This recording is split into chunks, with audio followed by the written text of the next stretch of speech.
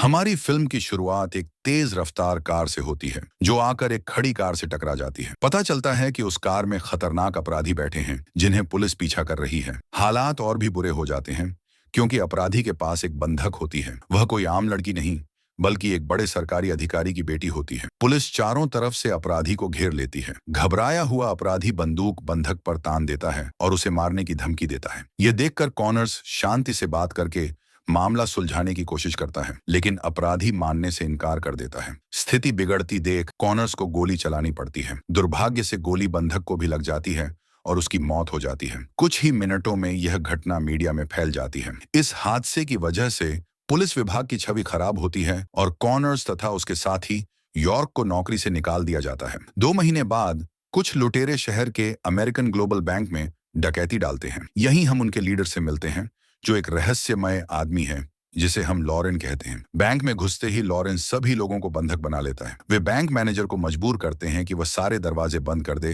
ताकि कोई भाग न सके। बिना ज्यादा बात किए वे तिजोरी के ताले तोड़ देते हैं जो पैसों से भरी होती है। इसी बीच एक बैंक कर्मचारी हिम्मत करके इमरजेंसी बटन दबा देता है। यह हरकत लुटेरों को बहुत गुस्सा दिला देती है और वे उस कर्मचारी को मार देते हैं। लेकिन अच्छी बात यह होती है कि अलार्म पुलिस स्टेशन से जुड़ा होता है, इसलिए पुलिस तुरंत मौके पर पहुंच जाती है। वहां एक पुलिस वाला जिसका नाम बर्नी है लॉरेन से बातचीत करने की कोशिश करता है। वह कहता है कि अगर उनकी मांगें ज्यादा अजीब न हो तो पुलिस मानने को तैयार है। यह सुनकर लॉरेन कहता है कि वह चाहता है कि पुलिस कॉनर्स को वहां लेकर आए, चाहे कोई पसंद करे या नहीं। पुलिस चीफ एक जवान पुलिस वाले शेन को आदेश देता है कि वह जाकर कॉनर्स को वापस लाए। वे कॉनर्स को मनाते हैं कि अगर वह वापस ड्यूटी पर आएगा तो उसे फिर से पुलिस की नौकरी मिल जाएगी। हालांकि कॉनर्स अभी भी नौकरी से निकाले जाने को लेकर नाराज होता है, लेकिन आखिरकार वह मान जाता है क्योंकि उसे अपनी किश्तें चुकानी होती हैं।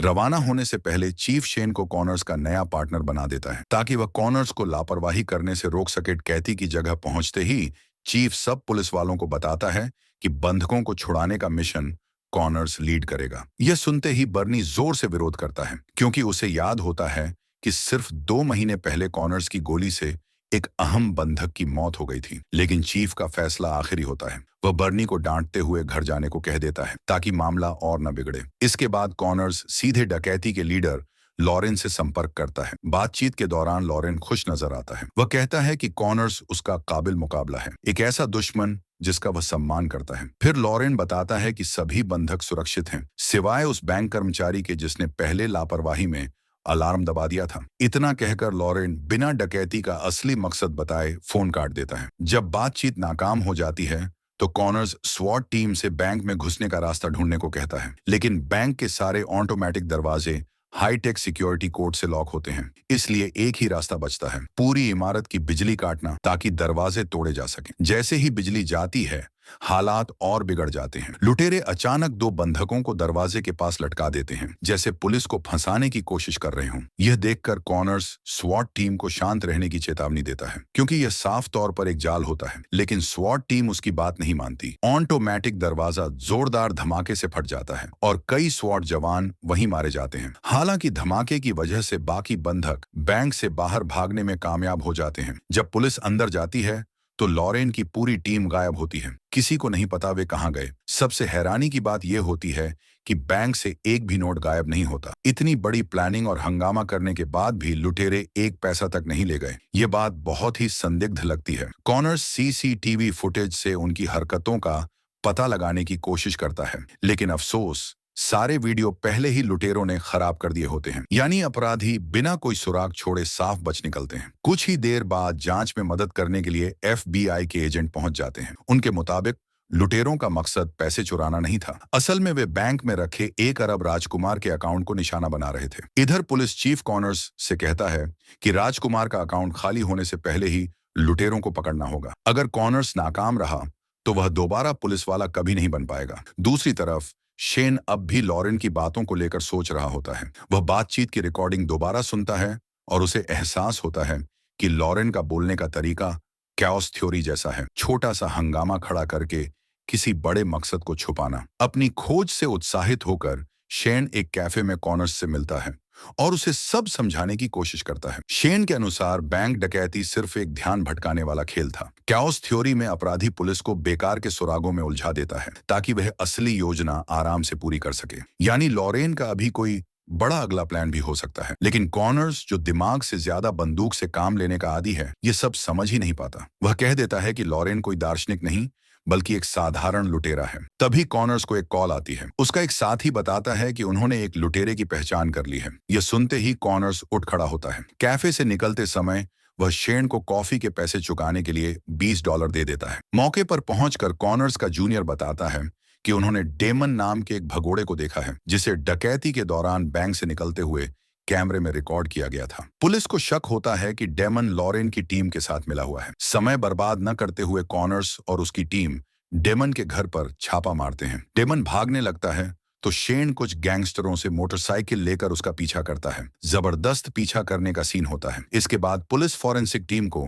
डेमन के घर बुलाती है ताकि उंगलियों के निशान ढूंढे जा सकें। तभी उन्हें पैसों से भरा एक बैग मिलता है, लेकिन यह पैसा आज सुबह वाली बैंक डकैती का नहीं होता। जांच में पता चलता है कि यह रकम 1 महीने पहले हुई दूसरी बैंक डकैती की है। यह पैसा तो जांच एजेंसी के एविडेंस रूम में होना चाहिए था। पुलिस को यह इसलिए पता चलता है क्योंकि उस पैसे पर एक खास खुशबू लगी होती है जो सबूत पहचानने के लिए जांचकर्ता लगाते हैं। यह खोज कॉनर्स और शेन को और भी उलझन में डाल देती है। अब उन्हें बर्नी पर शक होने लगता है क्योंकि करीब 5 महीने पहले उसी बैंक की डकैती का केस बर्नी संभाल रहा था, जहां से यह पैसा आया था। बर्नी से सवाल करने से पहले कॉनर्स और शेन डेमन की गर्लफ्रेंड से पूछताछ करने का फैसला करते हैं, जिसे पुलिस स्टेशन बुलाया गया होता है। जब उसे डेमन की डकैती में भूमिका के बारे में पूछा जाता है तो वह कहती है कि उसे कुछ नहीं पता और वह अपने बॉयफ्रेंड के गैरकानूनी कामों में नहीं पड़ना चाहती। इसी बीच डेमन से अभी पूछताछ नहीं हो पाती क्योंकि डेमन अभी भी बेहोश होता है क्योंकि कॉनर्स ने उसे जोर से मारा था। सच्चाई पक्की करने के लिए कॉनर्स और शेन एविडेंस रूम के गार्ड हैरी से मिलते हैं। वे उससे पूछते हैं कि क्या बर्नी ने कभी सबूत निकाले थे।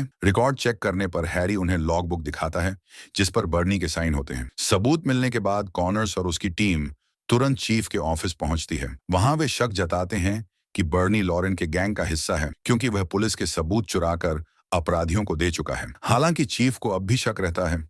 आखिर बर्नी को एक आदर्श पुलिस वाला माना जाता था और अभी सबूत इतने मजबूत नहीं होते कि उसे गिरफ्तार किया जा सके। फिर भी कॉनर्स और शेन का यकीन और गहरा हो जाता है। वे चीफ से तुरंत बर्नी को गिरफ्तार करने की इजाजत मांगते हैं क्योंकि उन्हें लगता है कि बर्नी का कनेक्शन डेमन और लॉरेन दोनों से है। लेकिन इससे पहले कि वे कुछ कर पाते, चीफ को एक चौंकाने वाली खबर मिलती है। बर्नी अपने घर में मरा पाया गया है।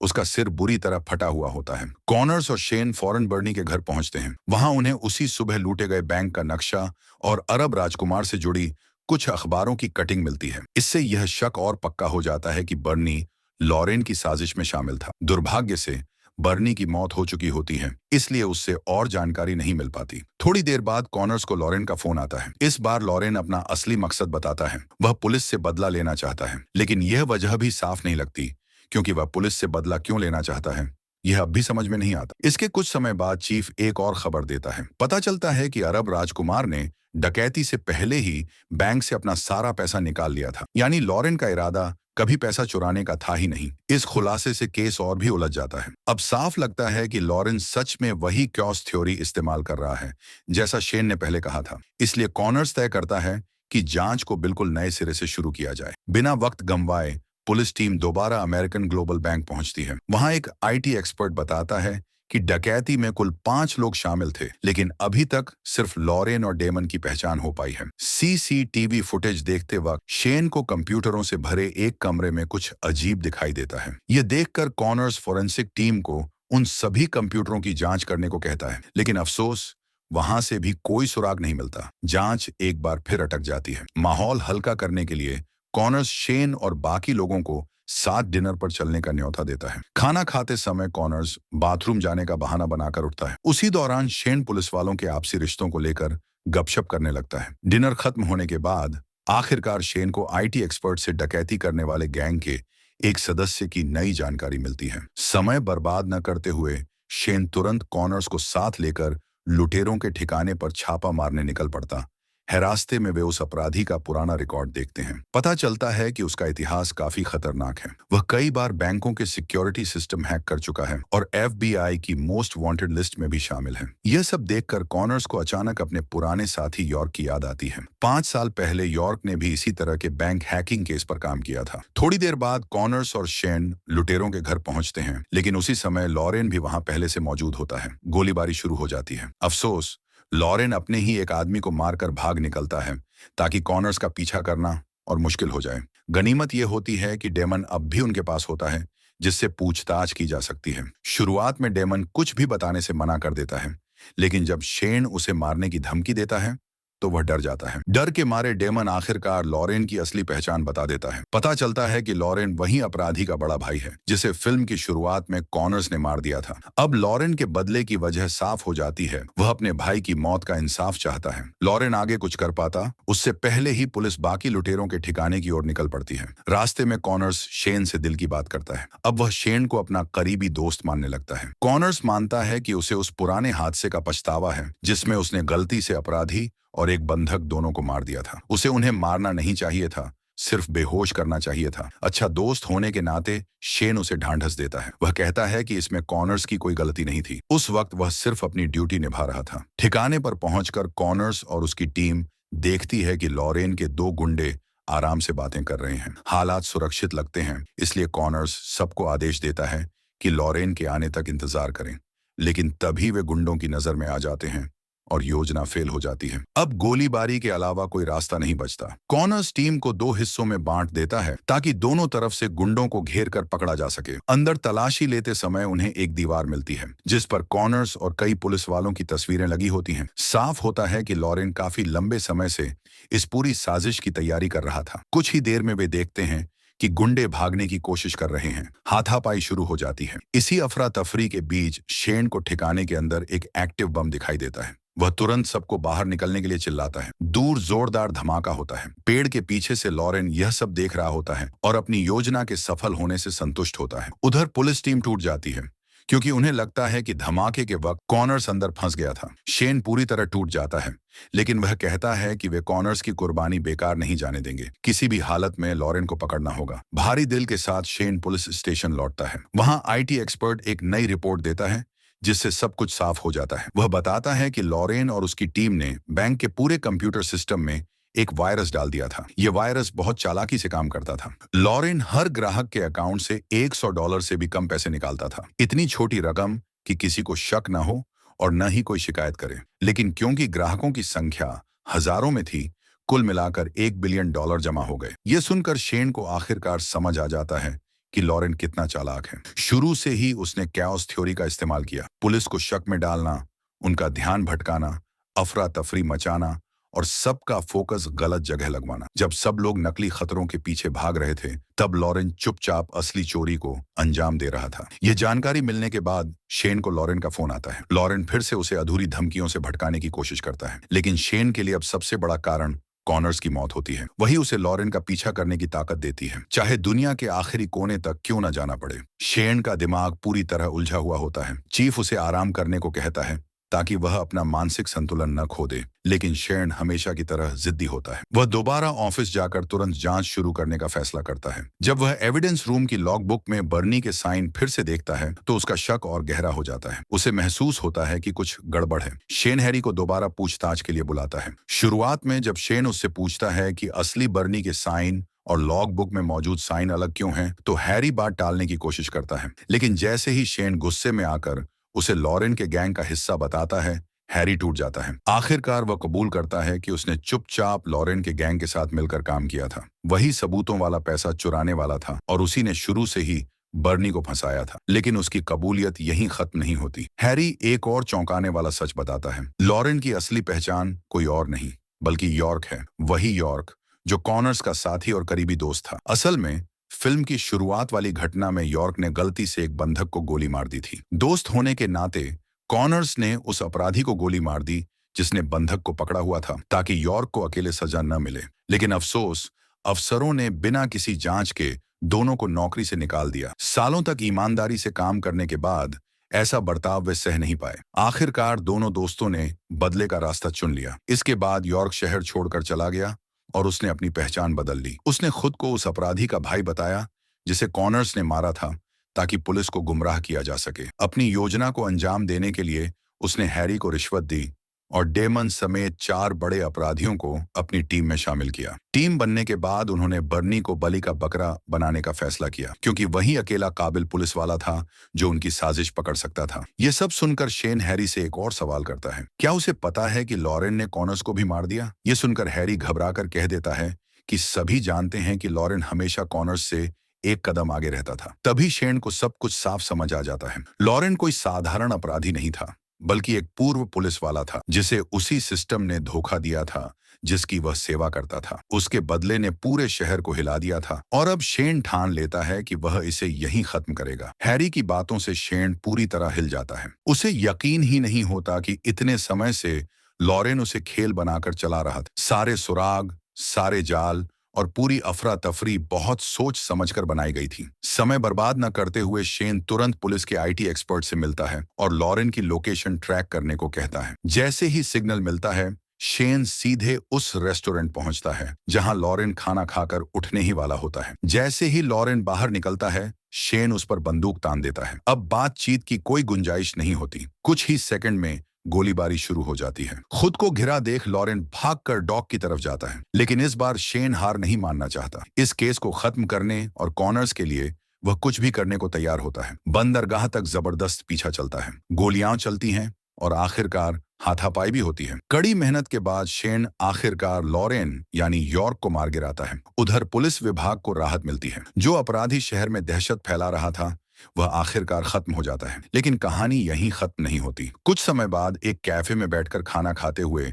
शेन को अचानक वह $20 याद आते हैं जो कॉनर्स ने मरने से एक दिन पहले उसे दिए थे। जब वह वही नोट निकालकर भुगतान करता है तो उसकी खुशबू सूंघते ही वह सन्न रह जाता है। उस नोट की खुशबू बिल्कुल वैसी ही होती है जैसी एविडेंस वाले पैसों पर थी। वही पैसा जिसके बारे में कहा गया था कि बर्नी ने चुराया था। उसी पल शेन के मन में एक भयानक शक पैदा हो जाता है। शेन को लगता है कि कुछ बहुत गलत है। कॉनर्स के पैसों पर वही खुशबू क्यों थी जो एविडेंस रूम से चोरी हुए पैसों पर थी? ये सिर्फ इत्तेफाक नहीं हो सकता। शेन बेचैन हो जाता है और कैफे में बैठा नहीं रह पाता। वह तुरंत बाहर निकलता है और जवाब ढूंढने के लिए कॉनर्स के घर पहुंचता है। वहां पहुंचकर वह घर के हर कोने की तलाशी लेता है। जितना ज्यादा वह ढूंढता है, उतनी ही अजीब बातें सामने आती हैं। आखिरकार एक कमरे में उसे कैओस थ्योरी पर लिखी एक किताब मिलती है। वही थ्योरी जिसे लॉरेन अपने सारे कामों में इस्तेमाल करता रहा था, जबकि कॉनर्स हमेशा कहता था कि उसे इस थ्योरी के बारे में कुछ समझ नहीं आता। अब शेन का सीना भारी हो जाता है। अचानक सारे टुकड़े आपस में जुड़ने लगते हैं। क्या कॉनर्स मरा ही नहीं था? या उससे भी बुरा, क्या शुरू से ही कॉनर्स इस पूरी साजिश में शामिल था? शेन एकदम जड़ हो जाता है, सबसे कड़वी सच्चाई को समझते हुए। शायद कॉनर्स ने अपनी मौत का नाटक किया था और सारी अफरा तफरी के पीछे वही था। एक पल भी गंवाए बिना शेन तेजी से एयरपोर्ट की तरफ निकलता है। वह यह पक्का करना चाहता है कि उसके सारे शक सही हैं या नहीं। वहां पहुंचकर वह अपने एक साथी से कॉनर्स के नाम की फ्लाइट्स चेक करने को कहता है, लेकिन जो रिपोर्ट आती है वह शक को और बढ़ा देती है। कॉनर्स नाम का कोई भी यात्री नहीं होता। जब शेन दोबारा उस कैओस थ्योरी वाली किताब को देखता है जो उसे कॉनर्स के घर में मिली थी, तो उसे अंदर के पन्ने पर एक नाम लिखा दिखता है, जेम्स ग्लेक। वह तुरंत अपने साथी से इस नाम से टिकट बुक कराने वालों की जानकारी निकालने को कहता है और सच में जेम्स ग्लेक नाम का एक व्यक्ति उसी दिन उड़ान भरने वाला होता है। इससे पहले कि शेन एयरपोर्ट स्टाफ से कुछ पूछ पाता, उसका फोन बज उठता है। एक अनजान नंबर से कॉल होती है। जैसे ही शेन फोन उठाता है, दूसरी तरफ से आने वाली आवाज उसे सिहरने पर मजबूर कर देती है। वह कॉनर्स की आवाज होती है। अब सारे शक सच साबित हो जाते हैं। कॉनर्स जिंदा होता है और उसी ने पूरी अफरा तफरी रची होती है। शेन को यकीन ही नहीं होता। जिस सीनियर अफसर का वह इतने समय से सम्मान करता आया था, उसी ने सब कुछ प्लान किया था। यहाँ तक कि शेन खुद को पूरी तरह ठगा हुआ महसूस करता है। इतने समय से वह सिर्फ एक मोहरा था ताकि कॉनर्स सारे लुटेरों को हटवा सके और चोरी किया हुआ पैसा अकेले मजे से रख सके। शांत लहजे में कॉनर्स अपनी पूरी योजना बताने लगता है। वह कहता है कि उसने और यॉर्क ने सालों तक ईमानदारी से पुलिस की सेवा की, कई जानें बचाईं, लेकिन उन्हें कभी सराहना नहीं मिली, न प्रमोशन, न धन्यवाद। लेकिन एक छोटी सी गलती पर उन्हें बिना किसी रहम के नौकरी से निकाल दिया गया। इसी वजह से कॉनर्स और यॉर्क ने यह सब प्लान किया। कॉनर्स समझाता है कि कैओस थ्योरी की मदद से उन्होंने पुलिस को उलझन में डाला, शक में रखा और गलत फैसले करवाए ताकि बड़ी चोरी बिना किसी को पता चले हो सके। कॉनर्स ये भी बताता है कि लॉरेन के गैंग के किसी सदस्य को उसके बारे में कुछ क्यों नहीं पता था, क्योंकि असल में सिर्फ यॉर्क ही उसका साथी था। वही यॉर्क उन वांछित अपराधियों को भर्ती करके लाया था। कॉनर्स ने ही बैंक की बिजली काटने का आदेश दिया था ताकि उसका सिस्टम आसानी से हैक किया जा सके। उसी ने अपने ठिकाने पर धमाके की पूरी तैयारी की थी ताकि अपनी मौत का नाटक कर सके। शेन चुप हो जाता है और उसका ध्यान उस धमाके वाली रात की तरफ चला जाता है। दरअसल वह बम कॉनर्स ने खुद लगाया था और धमाका होने से पहले वह बेसमेंट में छिप गया था। जिसे सब लोग कॉनर्स की लाश समझ रहे थे, वह असल में उसके एक साथी की लाश थी जिस पर पुलिस बैज लगाया गया था। जानबूझकर उसे इतना जला दिया गया था कि पहचान न हो सके। सब कुछ खत्म होने के बाद कॉनर्स फायर फाइटर के भेष में उस जगह से निकल गया था। अब सब कुछ साफ हो जाता है। ये इतना चालाक और गंदा खेल था कि शेन को एहसास ही नहीं हुआ कि वह सिर्फ एक मोहरा बनकर इस्तेमाल किया जा रहा था। बातचीत के आखिर में कॉनर्स बताता है कि उसने अपनी पहचान बदल ली है और वह हमेशा के लिए देश छोड़ने वाला है। वह शेन से कहता है कि उसे ढूंढने की कोशिश न करे। आखिरकार पूरे देश के लिए वह मर चुका है। और सच में थोड़ी दूर से शेन देखता है कि एक आदमी बड़ा सा सूटकेस लेकर इंटरनेशनल डिपार्चर एरिया में जाता हुआ दिखता है। नया चेहरा, नई पहचान, नई जिंदगी। कॉनर्स बिना पीछे देखे चला जाता है। शेन वहीं खड़ा रह जाता है, निराश, गुस्से में और हैरान। जिस सीनियर को वह कभी आदर्श मानता था, वही उसकी जिंदगी का सबसे बड़ा दुश्मन बन चुका होता है। यहीं पर फिल्म खत्म होती है।